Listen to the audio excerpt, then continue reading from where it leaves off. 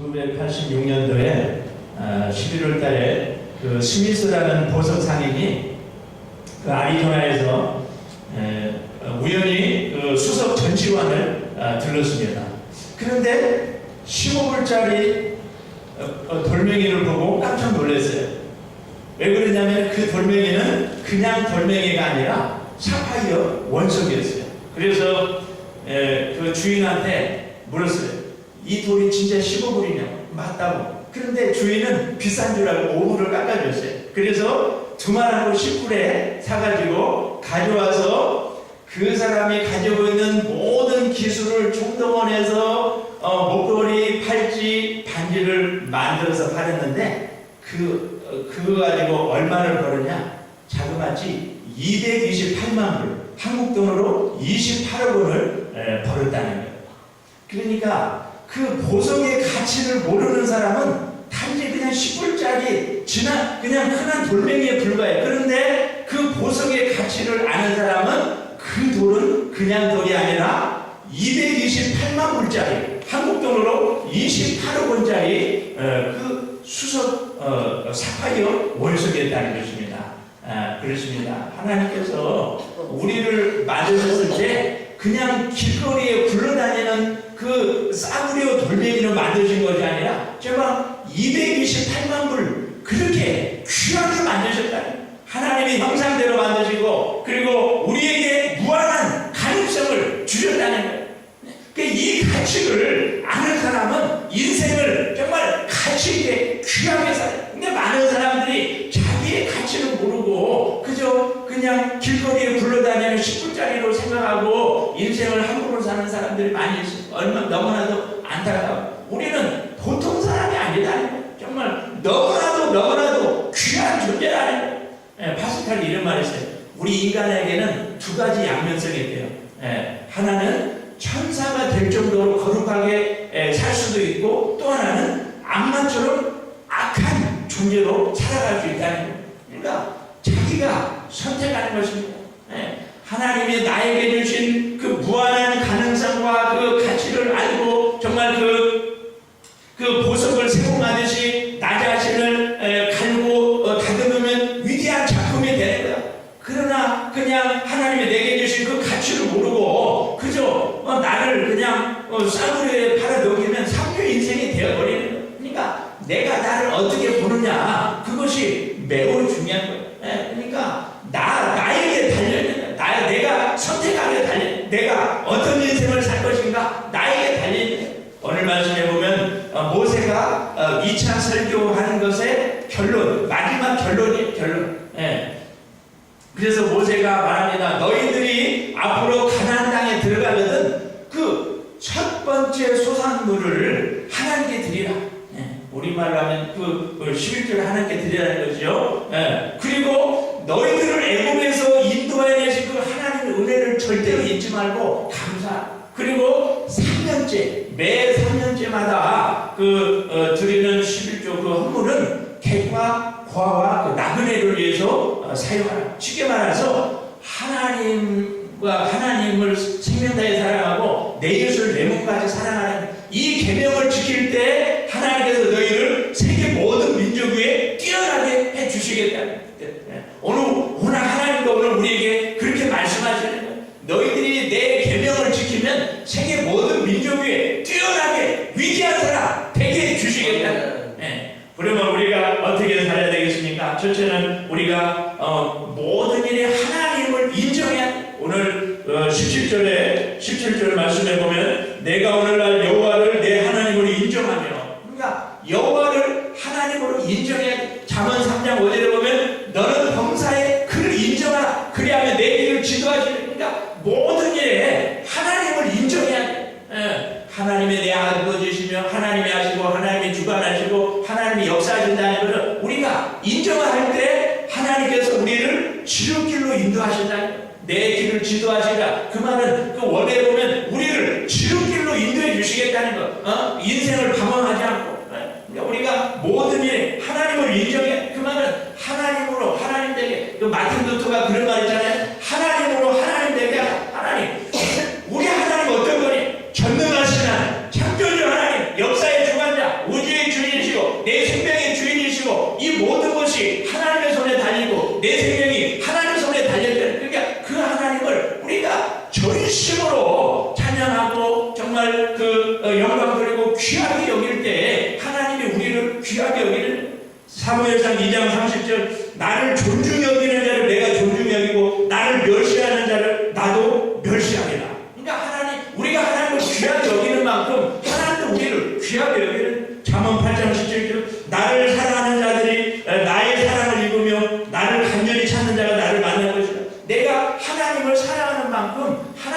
나를 사랑하신다.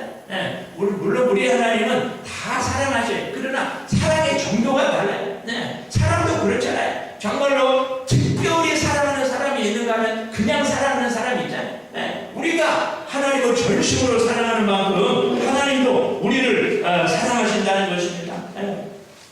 부모는 그 자녀가 나를 부모로 인정해 줄 때 기뻐요.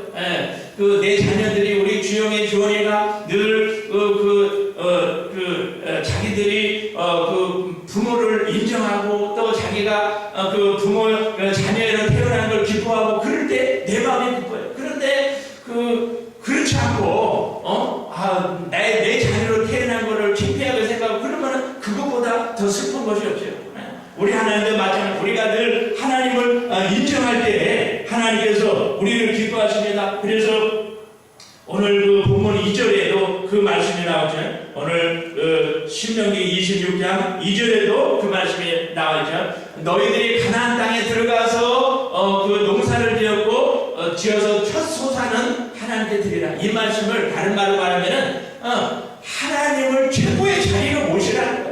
우리가 11조를 드리는 것도 그거예요. 네. 우리가 11조를 드림으로 하나님 내 생명 내가 가진 거 다 하나님의 것입니다. 네. 그 고백이에요. 그러니까 우리가 하나님께서 첫 소산을 드리라. 그 말은 항상 하나님을 최고의 자리로 모셔라. 다윗이 그랬잖아요. 다윗은 늘 하나님을 최고의 자리로 모셨어요. 네. 여호와는 나의 목자시니 내게 불육하였다. 내가 하나님을 늘 내 앞에 모시고 살므로 내가 여롭지 않는다. 그러니까 다윗은 늘 하나님을 내 앞에 모시고 최고의 자리를 모셨더니 하나님께서 그 목동을 이스라엘의 최고의 왕으로 세우셨잖아요. 그러니까 우리도 하나님을 늘 내 삶의 최고의 자리, 하나님을 항상 최우선순위로 모시고 살 때 하나님께서 우리를 존귀하게 높여주실 줄로 믿습니다.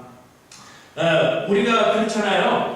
우리가 태양을 바라보고 있으면 모든 그림자는 내 등 뒤로 와요. 그러나 내가 태양을 등지고 있으면 그림자가 내 앞으로 와요. 그러니까 우리가 태양, 우리의 빛이신 하나님을 바라보면 문제는 다 내 뒤로 와요. 그러나 내가 하나님을 등지고 있으면 모든 문제가 다 내 앞에 오는. 그래서 믿음의 온전히 하시는 예수님만 바라보라. 우리가 예수님 안 바라보고 다른 거 바라보니까 시험 들고 넘어지고 자빠지고 그러는 거 아닙니까? 그래서 우리가 늘 하나님을 내 삶의 최우선순위로 모시고 살아야 됩니다. 왜 우리가 하나님을 최우선순위로 최고의 자리로 모셔야 됩니까? 신명기 26장 6절에도 보면은 우리를 구원하시라. 하나님께서 이스라엘 백성들이 애굽에서 그 종로를 가면서 힘들 때 부르짖어 기도했더니 모세를 통해서 그 구원해내셨잖아요. 마찬가지 하나님이 우리를 하나님 형상대로 만드셨지만은 그 아담과 하와 범죄함으로 모든 인간은 다 죄 가운데 처하게 된 거예요. 그러나 하나님 우리를 사랑하셔서 예수님을 십자가에 내어주심으로 예수님으로 우리를 구원해 주시고 우리를 하나님 자녀 삼아주셨잖아요. 그러니까 나를 구원하신 그 하나님이시기 때문에 우리를 항상 그 하나님을 항상 최고의 자리, 최우선순위에 모시고 어떤 상황에서도 감사할 때 하나님께서 우리에게 은혜 주실 줄 믿습니다. 어느 집에 태어날 때부터 그 시각장애인으로 태어난 아들이 있었어요. 근데 그 가정이 가난하니까 그 부모들이 이제 돈 벌러 나가는 거예요. 돈 벌러 나가면 이 시각장애인 아들이 그 대문 앞에 나와서 엄마 아빠가 퇴근할 때까지 대문 앞에서 기다리는 거예요. 근데 하루는 이제 그 엄마가 일 끝나고 집에 와보니까 대문 앞에서 그 아들이 잠을 자고 있어요. 너무 안쓰러워서 안아가지고 그 방에 침대에다 눕혔어요. 근데 그 아들이 갑자기 벌떡 일어나더니 자기 방으로 가야 된다고 막 어디로 막 가는 왜 앞을 못 보니까 앞이 안 보이니까 그래서 야 너 어디 가니? 아니 내 방으로 간다고. 야 너가 잘 때 엄마가 방에다 뉘어놔서 여기가 네 방이니까 여기서 안심하고 더 푹 자라고 그랬다는 거 아닙니까? 무슨 말입니까?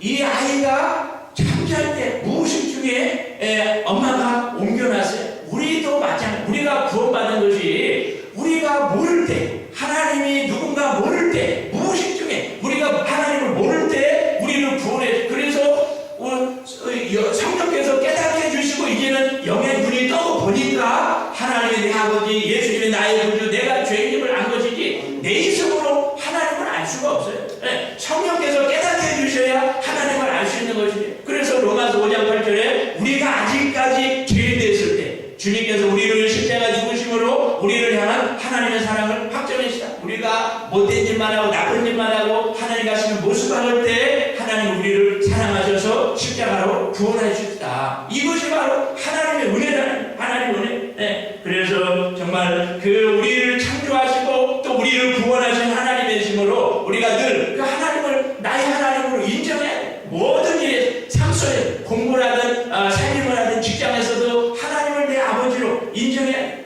또 오늘 말씀을 보면 하나님의 말씀대로 지켜야 하는 오늘 6절에 보면 16절에 보면 너는 마음을 다하고 성품을 다하여 그 법도와 윤리를 지켜 행하라. 무슨 말입니까? 우리가 하나님 말씀을 그냥 지켜도 되고 안 지켜도 되고 그것이 아니라 인격을 다해서 온 힘을 다해서 정성을 다해서 하나님 말씀을 지켜 행하라는 것입니다. 그래야 할 때 하나님이 우리에게 복을 주신다는 거예요. 그러니까 우리가 말씀에 순종할 때 하나님의 모든 복을 내려주시는 거예요. 네? 신명기 10장 13절에 보면 오늘날 너의 행복을 위해서 내가 명하는 것이 아니라 하나님이 우리의 행복을 위해서 우리에게 말씀을 주셨어요. 네? 신명기 28장 1절에 보면 내가 내 하나님 여호와의 말씀을 삼가 듣고 내가 오늘날 내게 명하는 그 모든 명령을 지켜 행하면 내 하나님 여호와께서 너를 세계 모든 민족 위에 뛰어나게 하실 것이다.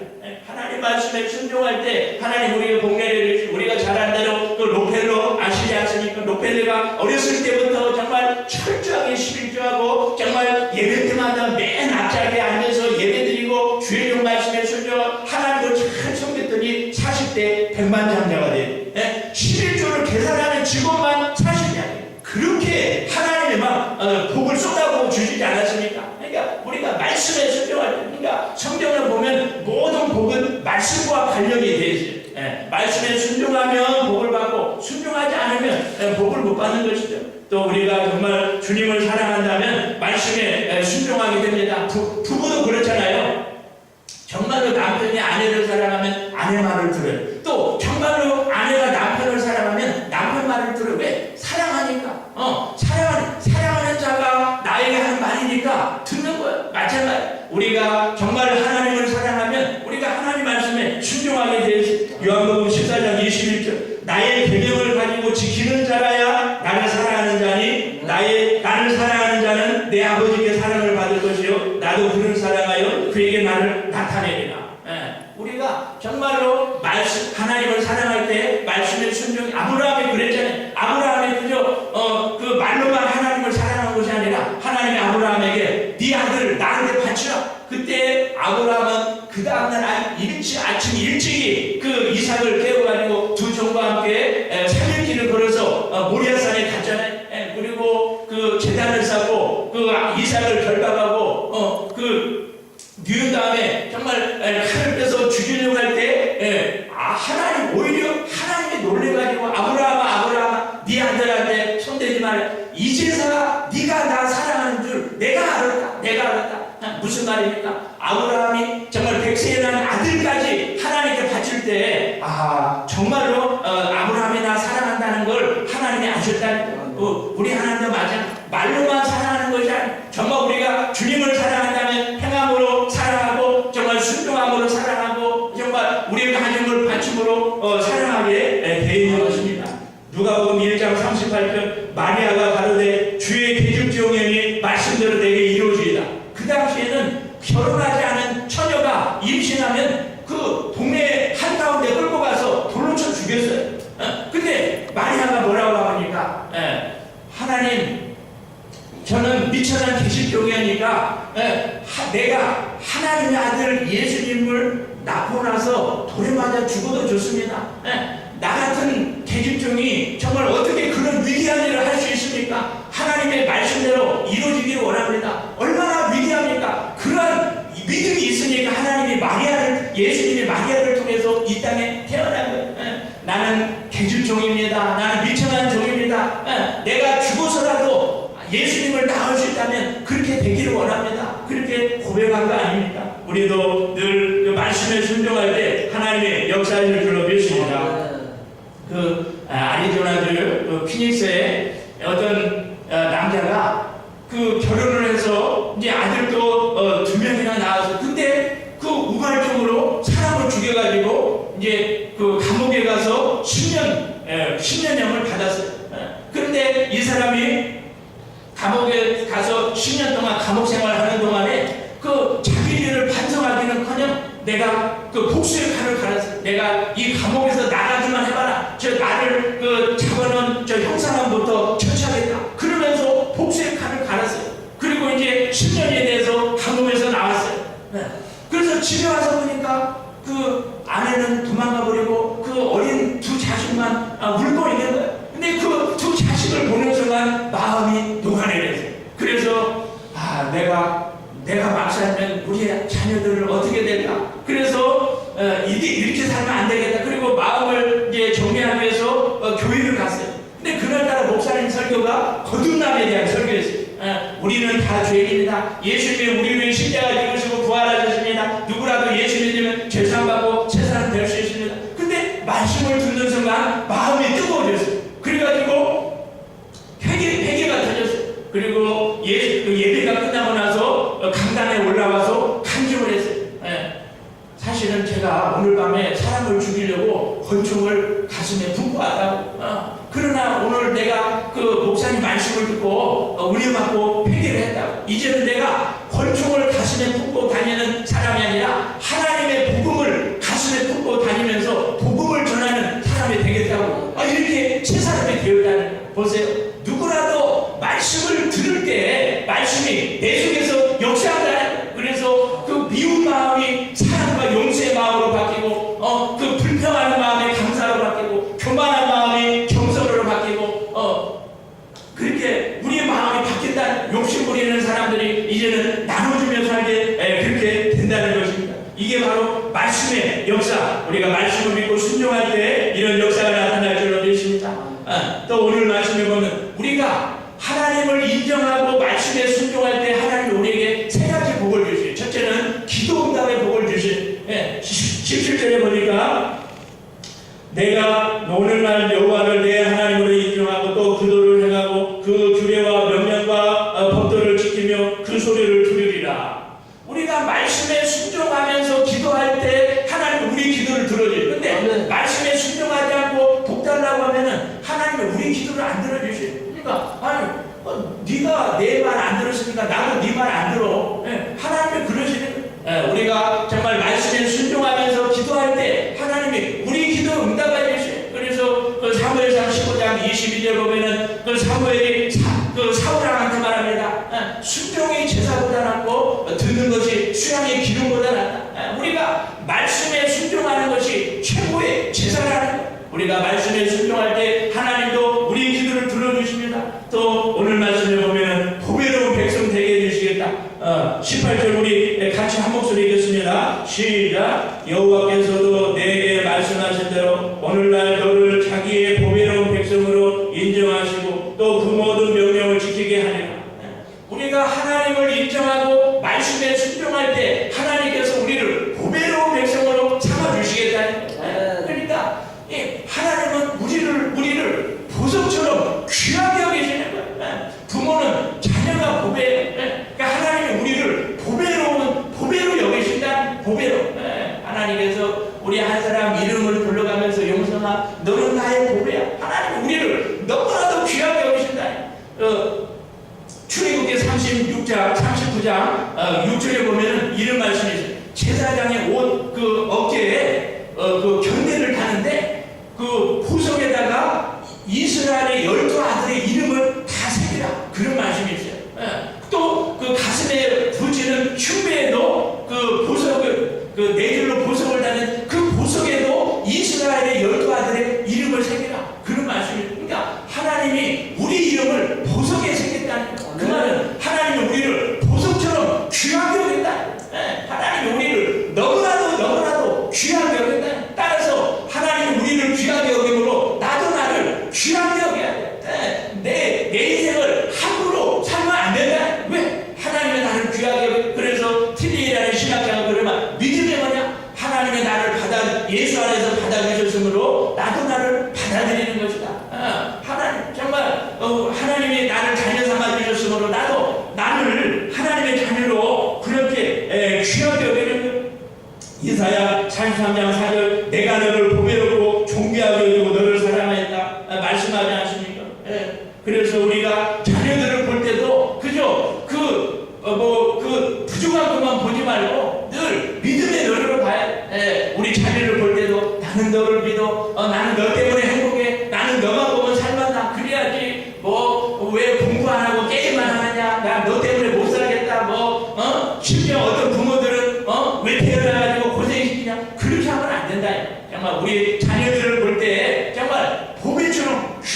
귀하게 여겨야 됩니다. 그래서 정말 우리가 하나님의 자녀라는 것이 최고의 축복이에요. 그래서 우리가 나 자신을 볼 때 귀하게 여겨요.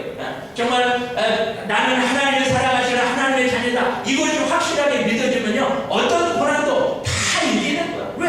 아니, 하나님이 나를 사랑하시는데 뭐가 걱정해? 무슨 미래가 왜 걱정해? 왜 전능하신 하나님이 나를 사랑하시기 때문에 그렇습니다. 우리는 너무나도 귀한 존재라는 것이, 보세요. 다이아몬드가 왜 귀해요? 다이아몬드, 우리가 뭐 반지할 때도 다이아몬드 반지 뭐 귀하게 여기, 다이아몬드가 귀한 이유는 흔한 돈이 아니기 때문에 그런 거죠. 우리가 귀한 이유가 세상 사람과 다르기 때문에 그래요. 우리는 세상 사람과 다르기 때문에 귀하고, 그러기 때문에 고난도 다 참고 견뎌야 되고, 쉽게 말해서 하나님은 우리를 정말 예수님만큼 사랑하신다. 하나님이 정말 십자가에서 예수 생명과 내 생명을 맞바꾸잖아요. 우리는 예수님만큼 귀하다는 거예요. 우리는 예수님 자리. 그러므로 우리를 정말 너무나도 귀하게 여겨야 된다는 거예요. 갈라디아서 3장 27절, 누구든지 그리스도 아파여 세례받은 자는 그리스도로 옷 입었다. 또 우리가 예수로 옷을 입기만 하면 하나님은 우리에게 복을 내려주시는 거예요. 또 오늘 말씀에 보면 우리를 거룩한 성민이 되게 해주시겠다. 거룩한 백성 되게 해주시겠다. 유대인들은 지금도 구약만 믿고 신약은 안 해요. 근데 유대인들은 구약만 믿는데도 그 하나님 말씀대로 살아요. 그러니까 노벨상을 100명이 노벨상을 타고, 미국의 대학 교수들 3분의 1이 유대인이고, 그 사회의원 하버드 3분의 1이 유대인이고, 유명한 사람들 중에 유대인이 많잖아요. 왜 그렇습니까? 말씀에 순종할 때 하나님께서 그들에게 복을 내려주시는 걸 볼 수 있습니다. 베드로전서 2장 9절, 오직 너희는 택하신 족속이요 왕같은 제사장들이요 거룩한 나라요 그의 소유된 백성이니 이는 너희를 어두운 데서 불러내어 그의 귀한 빛에 들어가게 하신 자의 아름다운德을 선전하게 하네요. 무슨 말이에요? 우리는 하나님의 소유. 그 말은 하나님이 우리 인생 책임져 주신다는 거예요. 따라서 이제는 우리가 할 일은 나를 구원하신 그 예수님을 찬양하고, 예수님을 자랑하고, 예수님을 전하고, 예수님을 높일 때 하나님께서 나머지는 다 책임져 주시고, 왜? 우리는 하나님 것입니다.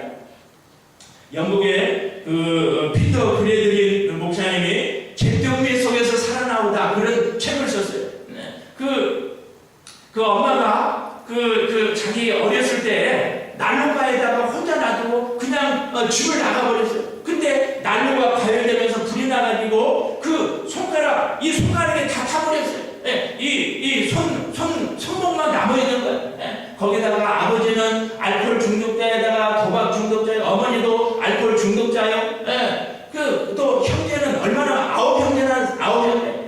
그런데 그런 고난 속에서도 또 아버지가 우울증으로 자살하고 본인도 자살을 시도했어요.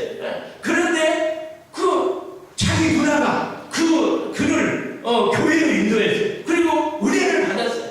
그리고 신학 공부를 해서 목사가 됐어요. 그가 이런 말을 합니다. 내가 예수님 만나기 전 30년 전에는 잿더미 또 화상의 장애를 얻고, 가난에다가 술에다가 마약을 하고, 아버지는 자살하고, 나도 자살 시도를 했다. 그러나 주님께 나를 맡기기로 결정하자 잿더미 속에서 새로운 희망을 주셨다. 보세요.